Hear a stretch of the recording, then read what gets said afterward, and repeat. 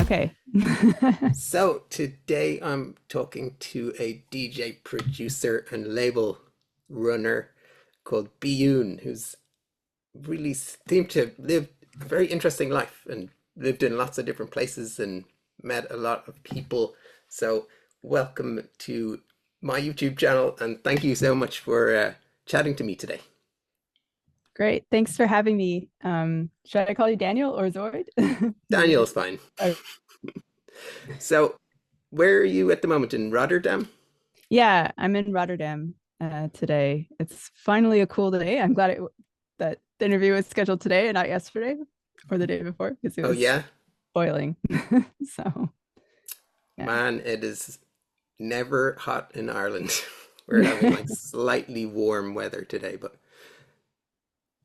so Yeah. you're tell me about like at the moment what is keeping you busy? Like are you working on much music at present? Um, I mean, I worked on a couple new tracks, but most of my time spent in the studio is actually working on the software for my live set, which is almost done. And by software, I mean I wrote some custom software that interfaces between the Octatrack and Reason. And Reason is kind of holding all the sounds together. And then Octatrack, when I change various patterns, I also send program change messages and then I have that listens to that and then sets up the Reason things like all the different instruments in Reason and patches and stuff. It sets that up so that I lost the a right sounds are coming up. I lost a piece in the middle of that. The internet Oh, glitched. sorry. But that's really interesting. So you're writing your own software. Like what form does that take? Is it like a plugin in Reason or is it something else? Yeah, so it's a Python script that runs in the terminal, and I just have it running and listening to incoming MIDI and translating the MIDI that comes from the Octatrack because it doesn't have this built-in functionality. It translates whatever messages are coming from it to the messages that I want and sends them to the right kind of virtual MIDI out ports that Reason understands and that I've set up like I guess it's remote mappings for in Reason to do certain things. So that's kind of the gist of it. But that's almost done. I spent the early part of the summer working on uh, the build, the hardware build for my live set, which is in the back, but it's in this case. But it was I built a custom rack mounted screen holder for two really small screens that will show Reason, and then set up the wiring and stuff in there and planned it all out so that I can just drop in the Octatrack. The Octatrack would live in the rack case, and then everything just like unfolds when I arrive to wherever I'm going to play. And I don't have to do as much setup as I did before, where I didn't have this rack setup and I was using my laptop and everything. So I'm hopeful that that's going to work out. And I'm working on a video about it, but it's taking some time. I also want to enjoy the summer, so I'm trying to balance like having a life and yeah, and getting the stuff done. I want to be also creating more music. I had to take a break because I was doing too much left brain stuff and I needed to do some right brain stuff. So I just like jammed in the studio for a bit to, yeah, I always get go them away. mixed up. Is the left brain stuff the like prepping analytical side and the right brains are the more creative flowing, is that right? Yeah, exactly. Yeah. Yeah. So yeah, the too much left brain was exhausted. Um, so yeah, Yeah, on top. I have exactly the same struggle, really. Probably most people who have the creative urge have it because, yeah, I've experienced it. Like if I don't do enough of the creative stuff, I feel physically unwell after a while. Yeah, yeah. I was starting to get anxious, just not feeling well. And I've been doing way too much left right stuff the past couple of weeks. So I'm reaching that point where, yeah, I need to go back into creative mode for the next few days. But I really wanted to just push and get that software layer done because that's kind of blocking uh, the use of this in the real world. And I kind of wanted to have it for to shoot the next part for the video I'm making. And yeah, I always procrastinate the harder stuff like that. Is the So, video gonna be like on your YouTube channel? yeah, that's the idea. I may just give it to Reason to see what they think about it. Yeah. But it's not super, I mean, it is Reason centric, but it's really like out there in terms of a topic that most of their Reason users might care about. So um I might do they do want videos somewhat in the topic because they had me put out a video regarding my live set earlier. Yeah, I watched Um, that one. It's yeah, great. thanks.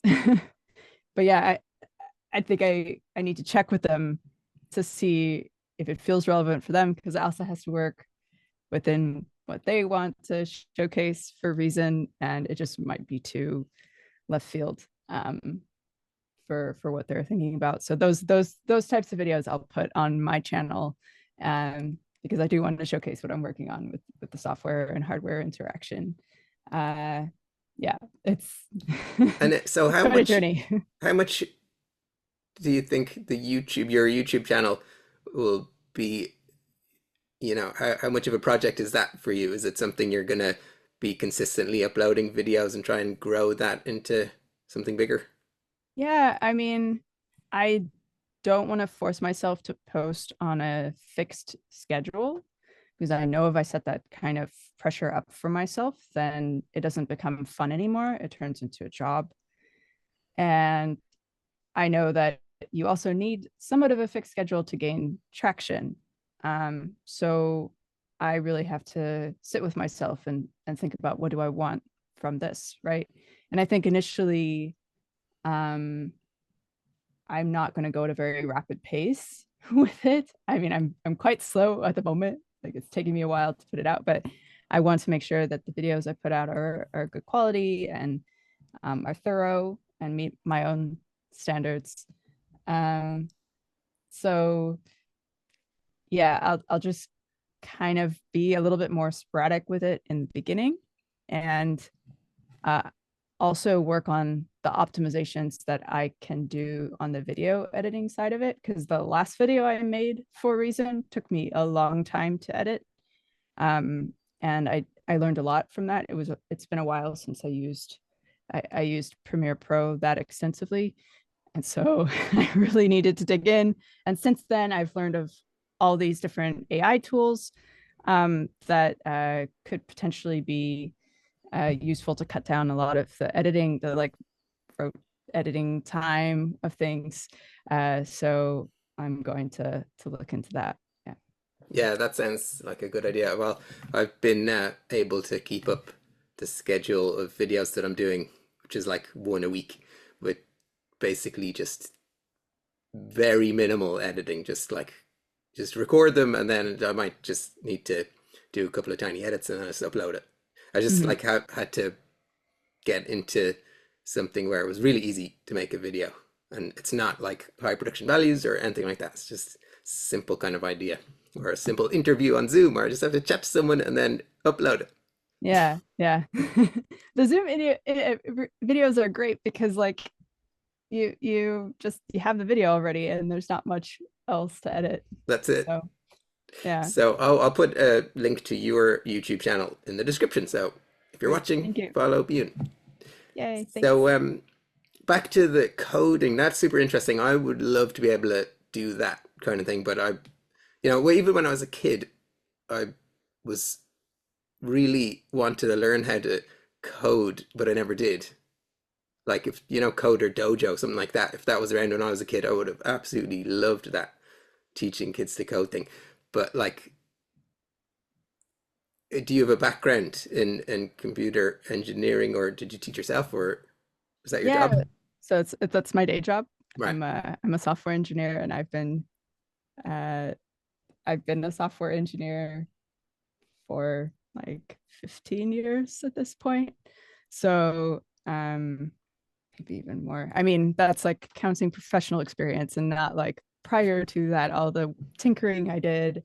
Um, the type of software engineering I do right now is web development. So it's not like hardcore. There's just different tiers, right? You know, it's like I'm not working with specific operating systems and stuff and like writing kernel patches or anything like that. Like that's a whole other level of I don't know, wizardry.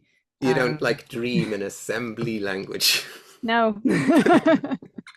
I have a very pragmatic approach to software engineering and just like, does it make my life better? And am I working on something that's meaningful for other people? So thankfully I'm at my day job is at a really nice place and not at like, you know, one of those tech companies that is taking over the world in a bad way. Do you work for yourself, or are you working for a smaller company? Yeah, I work for a smaller company that's a B corporation. So basically like a NGO, but not quite. So it's a benefit corporation, and it really focuses on social impact projects. So a lot of our clients are NGOs and other nonprofits from around the world, and we focus a lot on like healthcare topics, education topics, agriculture. So it's feels good. Yeah, Kind of a that's job. great. That's great to have a job that's like that, where you can have some satisfaction that you're doing something useful. Yeah, yeah, And it is. uh, do you work full time, or is it like part time or full time? I'm 80%. Yeah. So that means I work for 4 days a week rather than 5. I used to be full time and I went 80% middle of last year to create more time for music and also just give myself a break, so that on the weekends I actually have a weekend instead of Yeah. trying to cram it all with music. And it's turned out great. I basically have Fridays to myself, um, or in this case today, Wednesdays. But yeah, this past summer I've been kind of collecting Fridays, so I have more days off in the summer. Um, Oh, and that sounds great. That sounds yeah, like a really good balance. I also for 10 years was working 5 days a week, and just recently have like closed the school that I was running, and now it's 3 days teaching. Why, like I was doing 5 days of teaching, but mhm. now it's only three. So more time, the same kind of thing, more time to make music, because it was like 5 days full-time job teaching, and then the weekend make music. It's like, two full-time jobs that you're doing. Yes, yeah, exactly. And then you want to have life for, or you want to have room for the other people in your life, so you can have a life. And Yeah, um, yeah, so that's uh, you have to have an it's a big understanding motivation. partner to do this. Like, Yes, exactly. does your partner make music as well? No, but he certainly appreciates it. So he's very Good. encouraging, and it's nice to have a really supportive partner who knows how to put their foot down gently when they're like, I see you taking these days off, but like, how much progress are you making on your music Fridays? And how can you structure things a little bit better? So 100% relate. Yeah. yeah. It's like, it's if it's a hobby in that like you work on it a lot, but it's not generating a lot of income, then it's like really how much time do you get to do that? Like Right. I could probably just keep doing it for way too long, and then you definitely neglect other things that you need to work on. Yeah, exactly. Spending time with your partner. Yeah. um yeah, or just sometimes if there are difficult things regarding the stuff that's under that not quite a hobby, not quite your job type of category, right? And it's tough to do. It's really difficult to want to schedule those to-do list items. Mm. I don't know, maybe I just have too many of those items with the super ambitious like I could have just built this set together in Ableton like a lot of people do, or just go all hardware, and I'm going this route, which is not the typical route people take. So, but it's I don't know, it's exciting to me, and I'm having fun. So as long as I'm having fun, that's the thing. So Yeah, we like that will have a big effect on the result of it and how it will sound if you're enjoying it and it's working the way you want and you created this thing from scratch. It will be sounds amazing. yeah. Have Thanks. you got like gigs booked for this live set?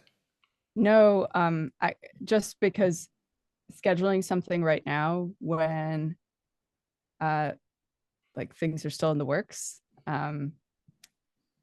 would just put too much pressure on me. It might actually do me good to have a deadline. That, that certainly helped me with the reason video. um but at the same time, I know that when I have too ambitious of a hard deadline for my creative projects, it can burn me out pretty quickly. So I have to kind of balance that because my day job is still the priority, and that can get stressful. Um, so I always want the creative side of things to be more of a retreat and not just another thing where I'm trying to meet a specific deadline. Um, Sure. so instead, I'll set like internal soft deadlines for myself. Um, and yeah, but those are because they're a little soft, like they're fudgeable and you can always push it out. Yes, Um, I'm the same. yeah. I don't even set them much anymore, just to work on stuff, and then sometimes something gets finished. Yeah. Um, was there ever a time when you did do music full time and like for a living, or was there ever a time that you thought you would try it or in the future want to do it? Um, I think so. I've never done it full time. And there was a point certainly um prior to the pandemic where gigs were starting to pick up, and I was really veering toward it becoming a full-time thing. Um, but I think like a lot of people, that the time in the pandemic kind of made you step back and reevaluate things and goals and priorities. Um, and one of the things I really value, have come to value, maybe it's because I'm old now, older now, is a sense of consistency in my days and having a nice schedule where I can fit in a workout, where I have a regular sleep schedule. And if I want to be realistic and think about how would I make music a full-time thing, you can't really make a living so much on the music side of things if it's music that you want to create, right? You can make a living off of music if you're creating like, I don't know, uh, ghost producing, I guess, or if you're I know, creating stock music, although with AI music generation, I don't know how much that is going to hold up. Um, or creating soundtrack projects or things like that. That's a way of making music. But now, kind of the way to make a living is you have to tour, and if you're touring, you're now no longer really in control of your own schedule a lot of the times. Um, and you're traveling a lot, which can be tiring to be on planes constantly. And your sleep schedule is totally out of whack. It doesn't help that a lot of the gigs are at 3 a.m. So it's like in some dark basement. And that was another thing. It's like I would rather spend my time somewhere out in nature, somewhere, in the day where I see the sunshine.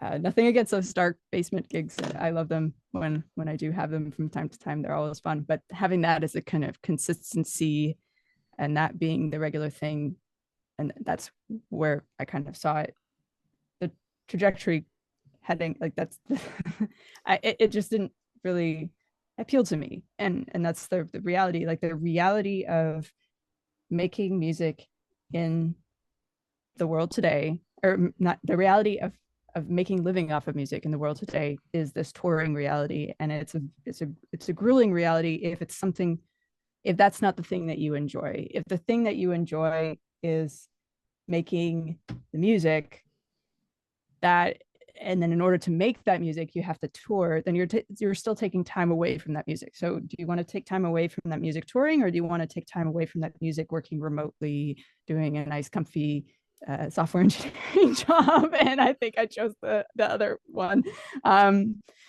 And because I don't think I have that like attention desire that I think you really maybe need to have to want that kind of like performing lifestyle, like so bad that you're willing to give up the other things that are really important for your daily consistency. I don't know. Yeah. No, it's a totally 100% relate to it.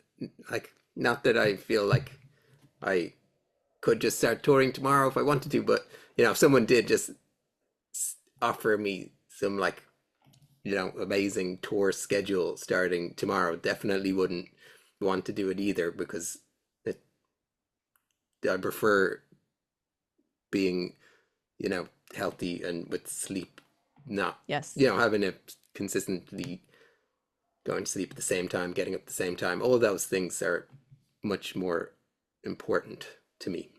But I would like to have like, a number of gigs a year. That'd be good. Yeah. I mean, I think getting to a point where maybe like I have a tour scheduled once a year or something, and I just take time off and do that, and I have like a touring season or month or something like that. Yeah. Maybe that would be cool. And I mean, that sure, like if that could happen. But right now I'm not really actively pursuing any gigs. So gigs do come, but because I'm not like going after them, and I'm not really posting a lot on social media because I'm trying to spend most of my energy here and then on other things in life. I'm not as visible. So unless people already know of me like in person, they're not necessarily going to be actively reaching out to me, because it's quite noisy out there, and there's a lot of people who are actively posting on social media or whatever, making a lot more noise than I am. And those are the people who are going to get reached out to for these kinds of gigs. Yeah. It's great to not feel the pressure to have to do that. Yeah, exactly. Well, yeah, it's funny. Some people that I meet and talk to about that have a really strong aversion to doing that. Like, it would really kill them to have to engage with social media, which isn't like the most healthy thing to be doing a lot. But I just try and keep it to a minimum schedule and just do it with the, like, posting. But I don't feel like I don't hate doing it. So it's just a necessary part of doing it. Try and build up more awareness, like you're saying. Yeah, the awareness part is really key. And also just making sure that the stuff on your feed is, all a positive thing, and you Mm. don't go there's also this thing that happens to a lot of people, myself included, with social media, is your brain starts playing the comparison game as soon as you start scrolling through your feed. And it's really good to build mindfulness to catch that early, because it can really drag your mood down, if you're, in that unconsciously playing that game with yourself and being like, oh, I could be doing this. Why am I not succeeding? Why am I not posting more? Why am I not releasing more music? Like, why am I not working faster than I am right now? uh, and then you end up scrolling instead of like just being like, oh, I'm gonna put my phone down and just go in the studio and do a little bit of work, or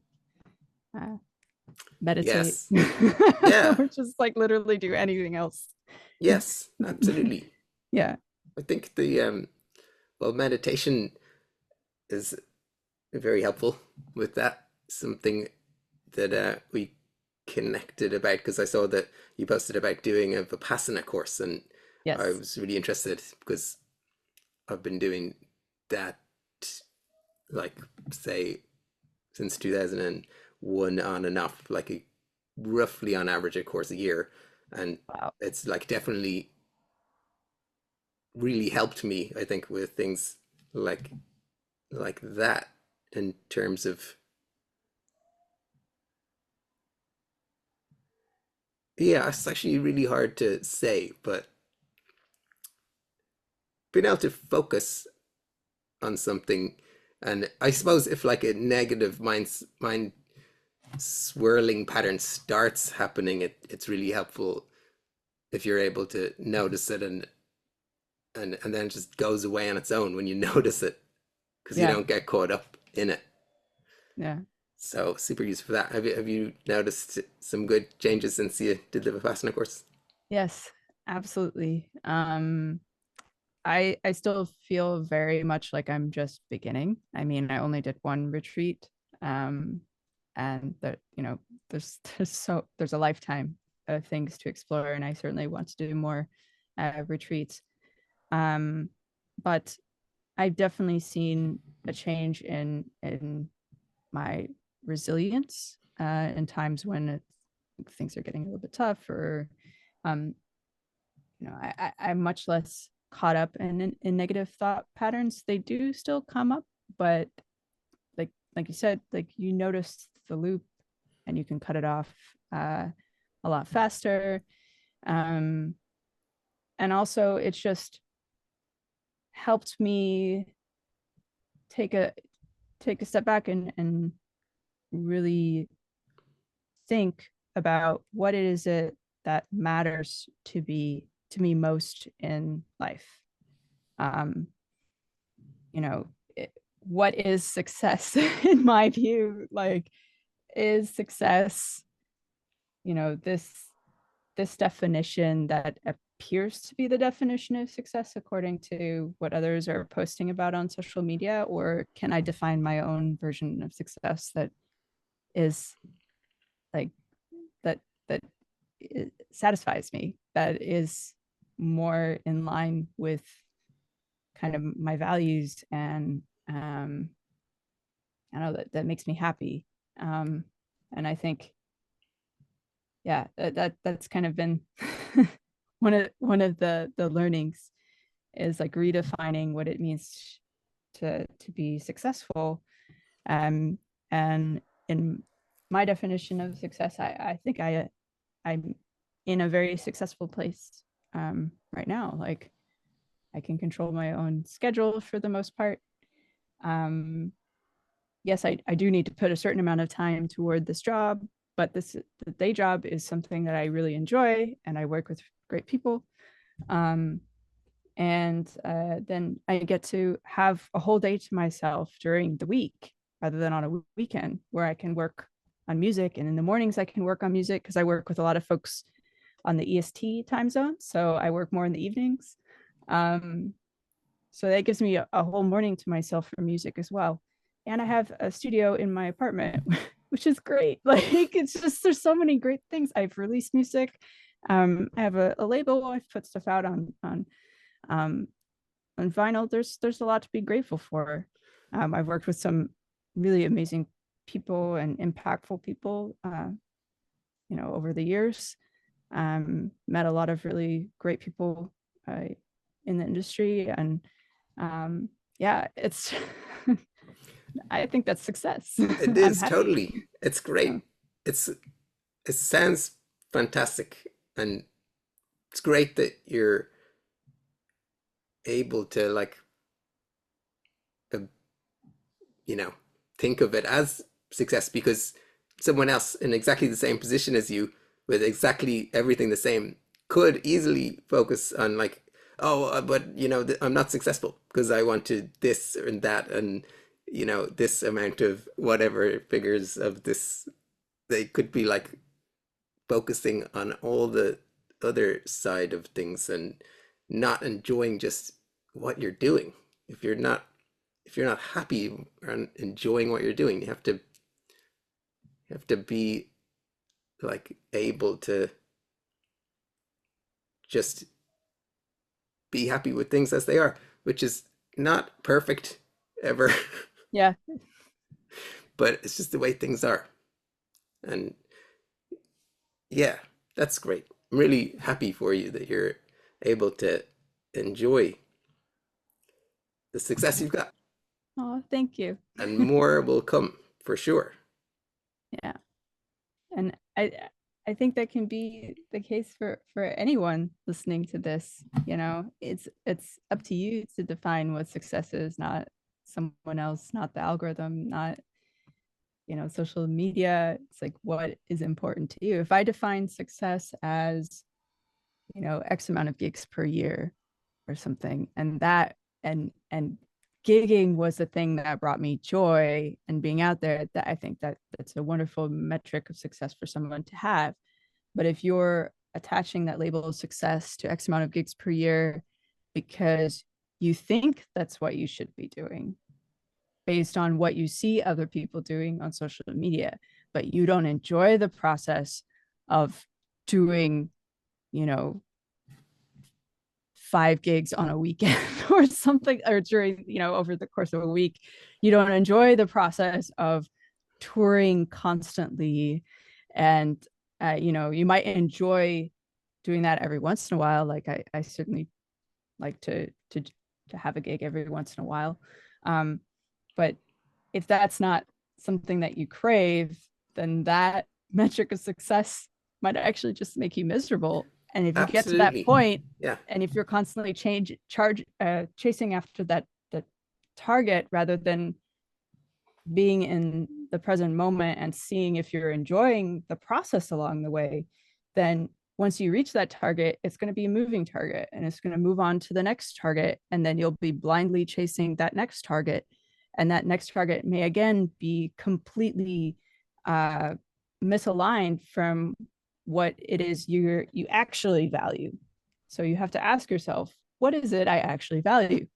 Why am I making music? Like, am I making music as a way to get to something else, or am I making music because it's something that brings me joy? um and both of those answers are perfectly valid depending on what it is you want, so but you have to be honest with yourself what it is you want, and then change your definition of success accordingly. So yeah. Yeah, absolutely. I do wonder about like when, how many times when someone is someone who like we would look at as very successful because they're doing a lot of gigs and all over the place, um, loads of releases, and you see their name everywhere. But how much of the time did that just happen for that person? Like they didn't plan it or anything, just over the course of some events that happened, they suddenly found themselves in high demand and with a grueling schedule and the enormous pressure that they never expected or wanted. And then, everyone else is going, oh, that person's so successful. But in that person's mind, it's really could be uh, even like really miserable. Yeah.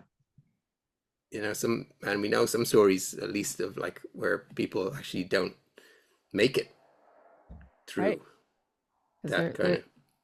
yeah, they find themselves needing to cope in Mm, other ways because they're not in alignment with their true nature. yeah, Um, yeah, and so back to Vipassana, I think Vipassana helps you get closer and closer to your true nature because you're observing your yourself. You're observing the present moment and seeing how your body is feeling in the present moment. I mean, it's just yeah, that simple act of observation, I think, starts training the mind to get closer and closer to feeling what is the most resonant for you. So it's this very simple thing and really difficult thing. And even though, you know, it's been like over 20 years, I also feel the same as you. I'm just like a beginner at it. I don't think that feeling will ever go away.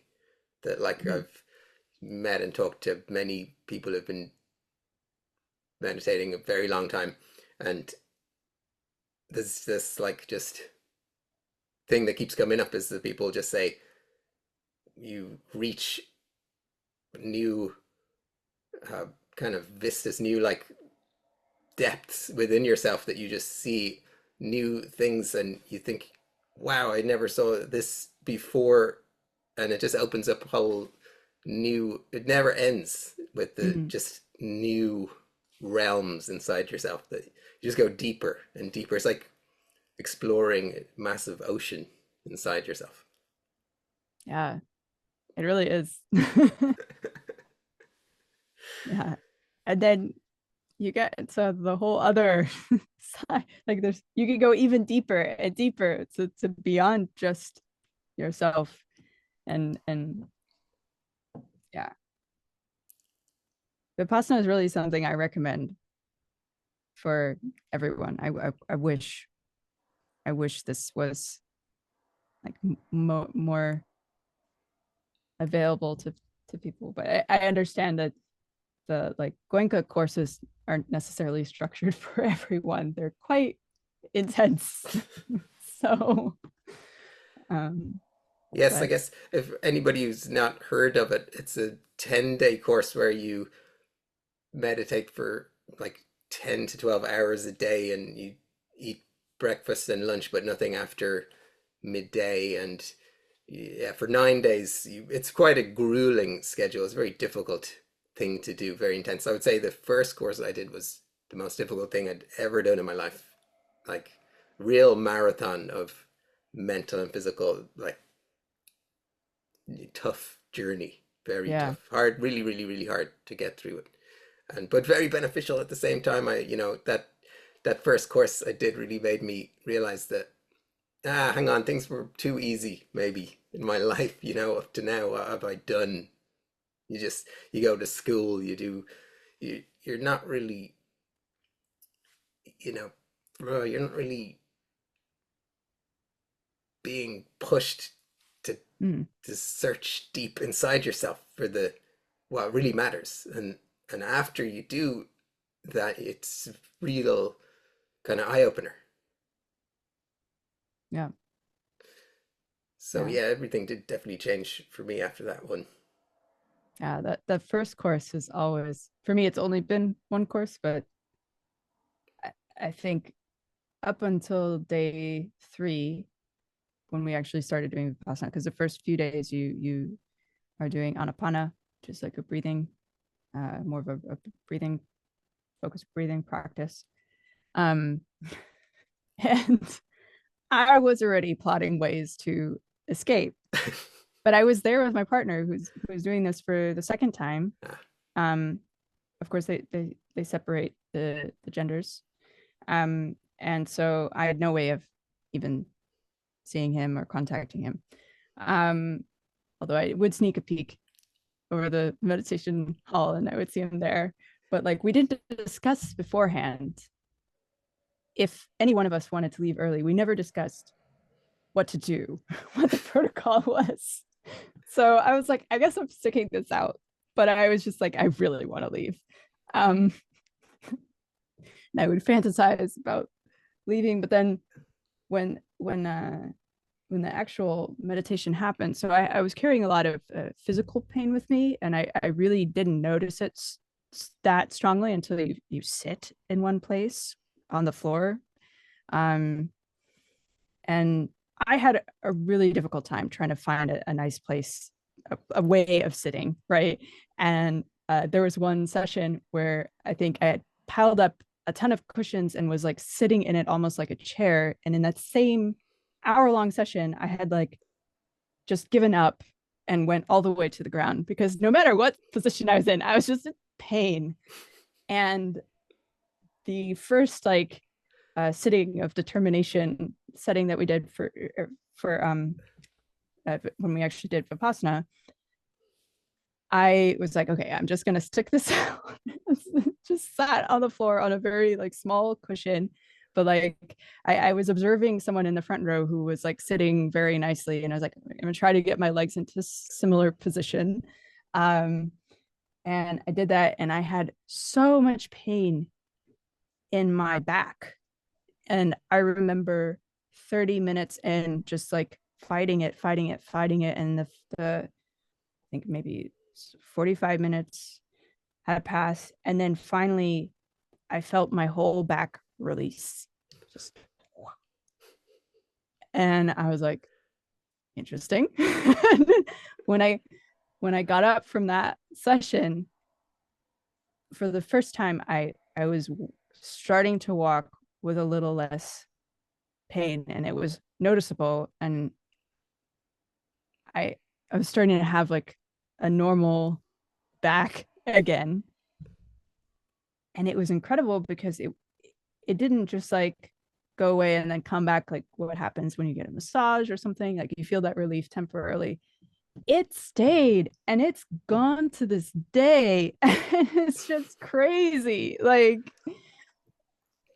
Uh, and more and more things like that with my leg. And like, yes, new different types of sensations will come up, pain and all of that, but it's different, and it's never the thing that finally, the pattern that finally like was brought to the surface and then observed and like let go of, it's wild. yeah, I will never tire of hearing stories like that. It's really, really amazing. The cushion pile is like really common. I was there as well. My first course was like really just huge pile of cushions, just trying to get a minimum amount of pressure with the ground at any point, so you're just balanced on this massive pile of cushions. And then I realized even with that, like I was still in intense pain, really intense pain. But I didn't go, just gradual, like few courses in, few less cushions. It was like for me, it was really just a really gradual process over a long time, years and years and years, and until sitting was less painful. But it was, yeah, everyone's different. I just had it like similar experience, but it was like over years and years and years, not just 10 days. So well done, Yeah. you did it great. Okay. Yeah, now I could sit on the floor. Like Yeah. I had all these, you know, like bean cushions and stuff that I'd gotten for myself, and even brought one with me to the retreat. But now I sit on this like tiny pillow on a meditation mat because that's just my leg. Otherwise, my legs fall asleep. Um, but yeah, it's like I don't need a lift anymore, which Have you is have you got any group sits in Rotterdam that you can go and sit with people? I haven't yet, but I think I think when the weather gets a little bit cooler, I might investigate. I Um, recommend doing that because it's kind of helpful, just even once a week or once every now and then, just go and sit with other people who've done it, and it's a nice and strong sit when you sit with other people. yeah. I do once a week sit with, so my partner holds a remote meditation sitting, and that is really nice to have once a week. Mm. It's Sunday morning. Even remotely, I find that you have, but that's like the hour. My meditation time has kind of like crept down a little bit as life has gotten busier. Although I noticed that it it it is great if I can get a whole hour a day in. 2 hours is very difficult, which is the recommended morning and evening an hour. Um, I would definitely love to work towards that and create a schedule where that's possible. Because Yeah. when we were doing it consistently for like a month or so after the retreat, I mean, it was just incredible.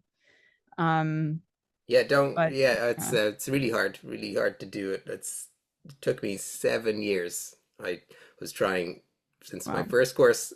I was like, I'll try and do the 2 hours a day, and then I would do it for a little bit, and I would break down, and then I'd try it again, and you know, kept I one course a year. I kept doing that, and it would help. And after 7 years, it got in my schedule, and it just got stuck. Then, so it's like I get up, I do an hour, and then in the evening I do an hour, and it's just like eating your meal after when it gets stuck in the schedule. You don't miss it, you don't think about it, you just do it. Mm-hmm. Yeah.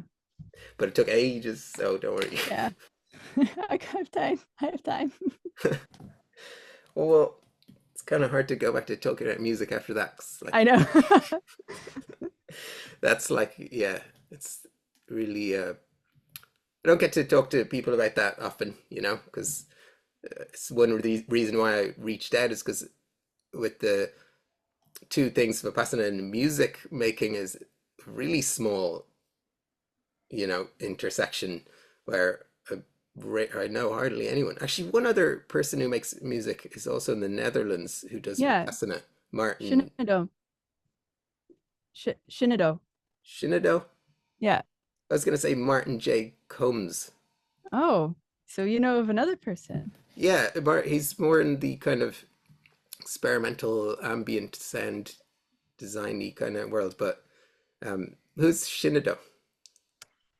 She is another like more on the techno side Hmm. producer, and she's in Amsterdam, I think. Um, yeah, you should look her up. I'll send you her details Yeah, after. yeah, that Yeah. would be cool. Make a little group of people. I came across the album a guy called James Devane or Devani from San Francisco who makes really interesting techno-y, like mill plateau kind of really interesting music. And he he did an interview with Philip Sherburne and was talking about Vipassana, and he'd done a few courses, and Oh I was wow. like, there's another person. Yeah. It might be more common than we think. We don't know. True. But yeah, this is like, all over the world, 200 centers or something. So lots of countries have it. Yeah. What are you kind of staying in the Netherlands for now? You're happy to live there? Great question. um, so this past year, my partner and I were looking for a place in The Hague because he's there right now. Um, and he really loves The Hague, and The Hague is close to the beach, so that was enough for me to go that way. Yeah. um, but the housing situation here has been really, it's been tough to find a good place that meets our criteria and also just isn't absurdly priced. So we're and during that process, we took a trip to Lisbon for a week, and we came up back after we spent like a week in the sunshine. This was in the spring or like late spring, and we came back to the Netherlands, and it was, I think, beginning of June, and it was something like 62 degrees outside. This is Fahrenheit, so that's, I don't know what, uh 15 degrees Celsius or something. It was cold for beginning of June. Maybe you're used to it in Ireland. I Yeah. don't know. Um, it was cold, gray, and just like completely lacking in sunshine and happy people. Well, I mean, they're happy people, and I shouldn't say that about the Netherlands. There's lots of happy people here, but there's a lot more smiling faces in Lisbon, I will say. Um, and both of us just looked like, why are we in the Netherlands. Is your job remote? Yes. Yeah. Oh, well then, Yeah. Portugal. Portugal. I know. It was The only the thing is my partner would have to figure out a visa situation yeah, for Portugal. So we're we're considering it. yeah. Although we go back and forth on a beautiful, like during the summer though, the Netherlands is really just great.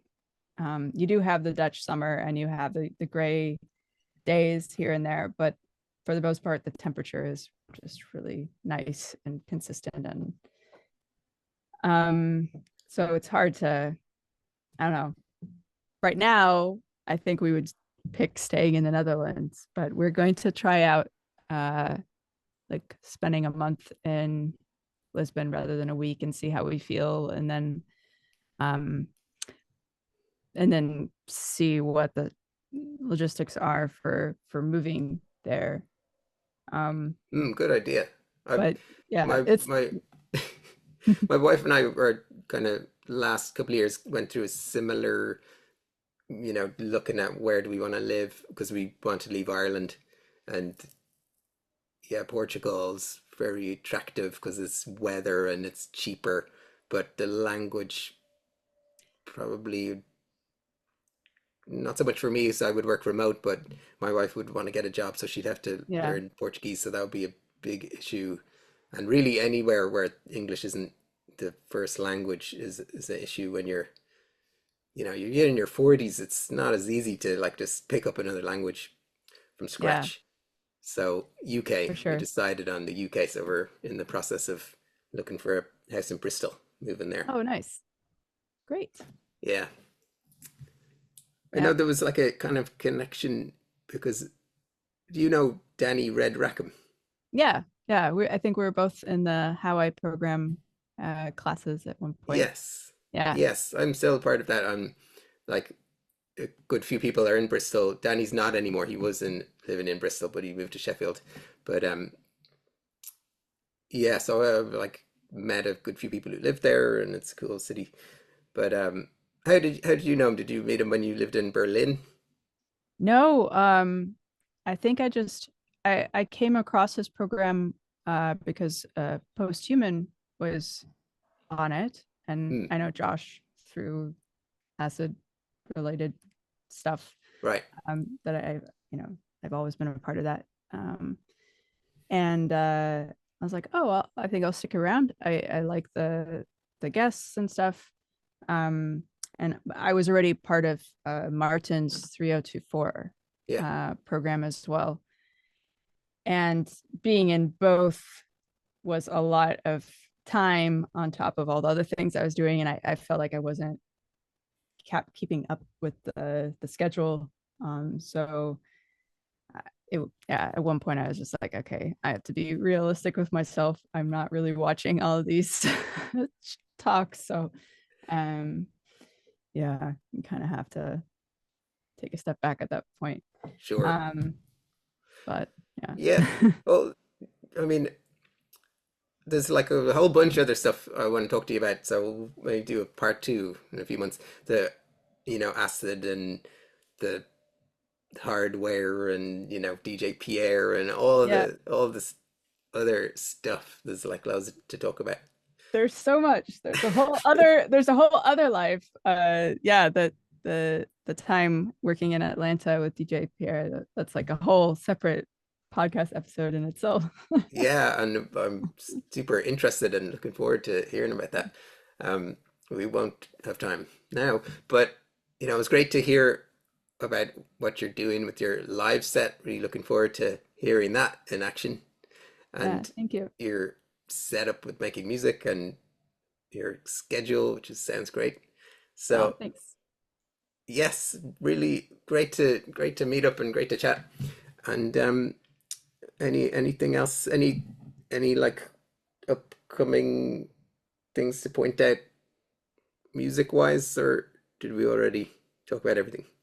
I think we talked about mostly everything, but I am targeting September-ish to release more videos. Great. So that's kind of the goal right now. It might be end of September, the way things are creeping along. Summer is quite slow for me because I'm trying to enjoy the sun. Sure. But that's my soft deadline. So it might be end of September, beginning of October. Okay. If I'm We'll realistic, but yeah, keep an it's eye soonish. Yeah. on your YouTube channel, or maybe the Reason YouTube channel. When you do, if it does come out on the Reason channel, is it like on your channel as well? It's like a No, collab thing, no?